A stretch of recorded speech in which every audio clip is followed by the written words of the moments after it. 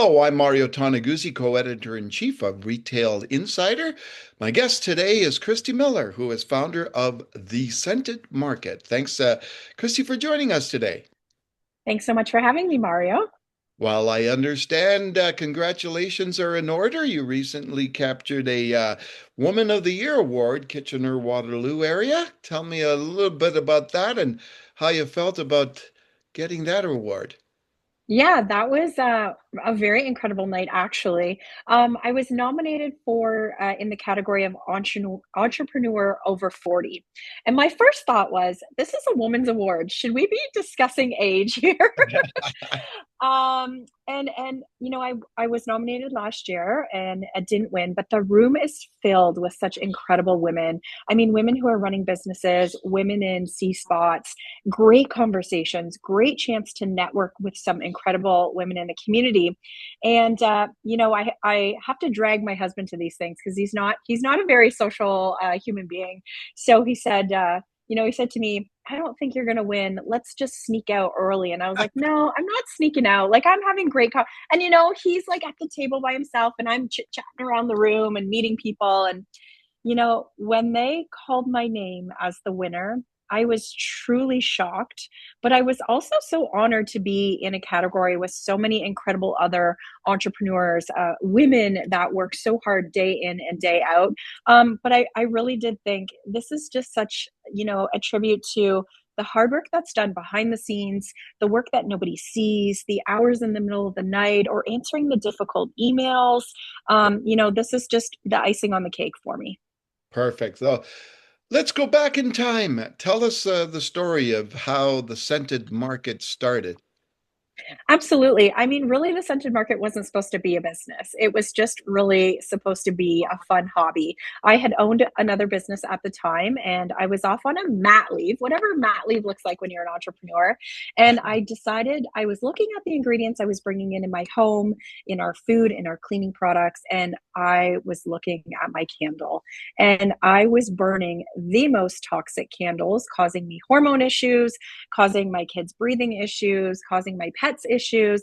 And I thought to myself, there's got to be a better way. I don't want to give up burning candles because to me, it reflects self care. It's time for myself that I can just relax and rejuvenate. Yeah. And so I went down a rabbit hole and created a candle. And I said to my husband, nothing happens in my house before coffee. So I really want a coffee candle. I'm going to name it, but first, coffee. And so I created this coffee candle. And then I just really started educating my family and friends at the beginning about toxic candles and how I had made this candle that was non-toxic. It didn't interfere with your hormones. It didn't interfere with your mental health or the way you were feeling every day. It was safe to burn around pets. It was safe to burn around children. And so they were just asking me, well, where can I get it? And I was like, oh, I made it for myself in my home.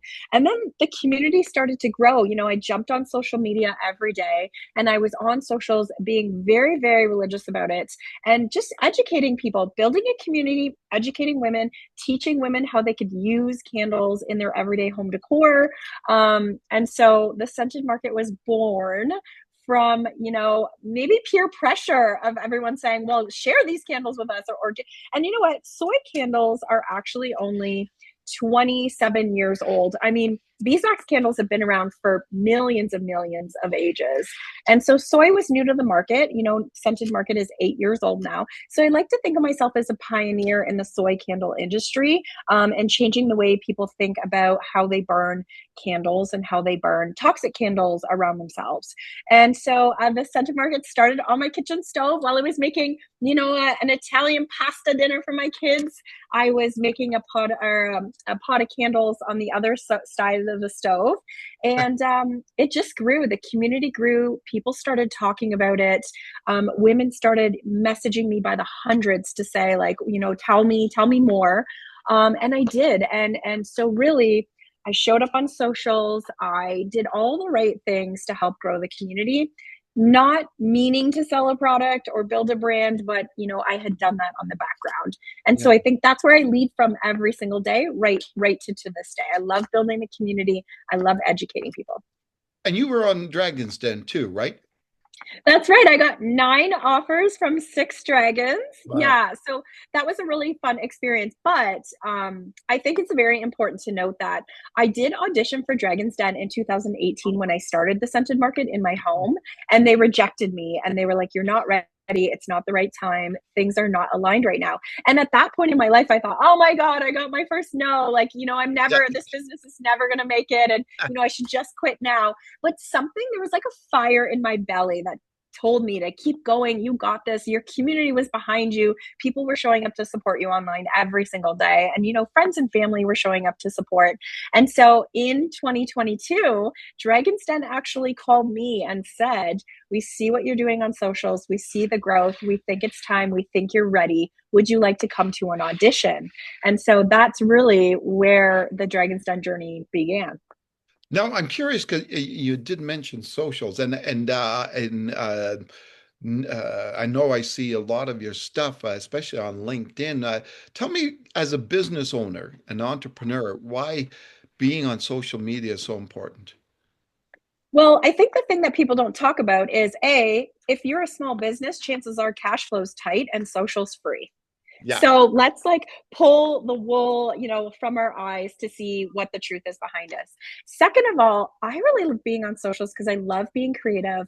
I love having the conversation. I love, for instance, at the award ceremony, when I won, I put it out on socials. Do I wear the red dress or the blue dress? And I had hundreds of comments saying, "Oh my gosh, wear the red." Like, people are just so involved, and I love having them involved. And I love doing social, not only because it's free, but because I can be creative and get creative and have fun with it. Yeah. Now, going through your experience of settings, having an idea, setting it up, and expanding and growing. What advice would you give to an aspiring entrepreneur? Yeah, I definitely would say it's a mindset game. Really, you have to make sure your mindset is healthy and clear and ready to go, because there's going to be so many challenges thrown at you. There's going to be so many no's thrown at you. You really need something deep down inside yourself to help pull you out of those dark days when you have them. And I always say to everybody, celebrate the little wins. It doesn't, your first online order or your first, Instagram post, pop a bottle of champagne. That's a huge win. We don't run until we walk, and we certainly can't walk until we take that first baby step. And so I think young entrepreneurs or inspiring entrepreneurs, they just need to take that first baby step, celebrate it, reflect on how it feels, reflect on what your mind is thinking at that given point, maybe write it down in a journal. And then every day, or when you have a bad day or there's a bad moment, you have something to go back to and say, "Okay, this is what's going to push me through." What's new with the company? Oh my goodness, so much is new. Actually, funny enough, right before we chatted, I just got an email saying that I was nominated for the 2026 TD Businesswoman of the Year, presented by the Women Empowerment Awards, based out Wow. of Toronto, Ontario. Yeah, so that's super cool. Yeah, Another as far as event your husband's got to go to. that I have to talk. Listen, that day he was going around our office and our manufacturing facility. Is like, "Anyone want my ticket? Anyone want to go with her?" Like, trying to give it away. Yeah, so that's new. As far as the scented market goes, we are onboarding retail partners across Canada and the US every single day. So more and more stores are seeing the benefit of carrying our product in their store. And then you're not just supporting one company, you're supporting two. We're also expanding into the US. And I know this is probably a controversial topic, but for us, I really do need to diversify the scented market in order to grow. And, we're having a lot of success in the US, and I can't ignore that. Mm. That's not to say, Canada will always be our first priority. And we do a lot of things here in Canada. We are a licensee, and we have an agreement with the RCMP Foundation. So we've actually created an RCMP candle gift set, and every every gift set we sell, we donate a proceed of the portions back to the RCMP Mental Health Foundation. So there's lots of great things going on in Canada that we're celebrating, but also recognizing the need to diversify and grow outside of Canada and North America. So always lots of fun things going on. We started a candle fundraiser program, and so to date we've given back over $46,000 back to Wow. the community, back to organizations who are looking to raise money, schools looking for outdoor playground equipment or Chromebooks. We just partnered with a company called Shelters Canada.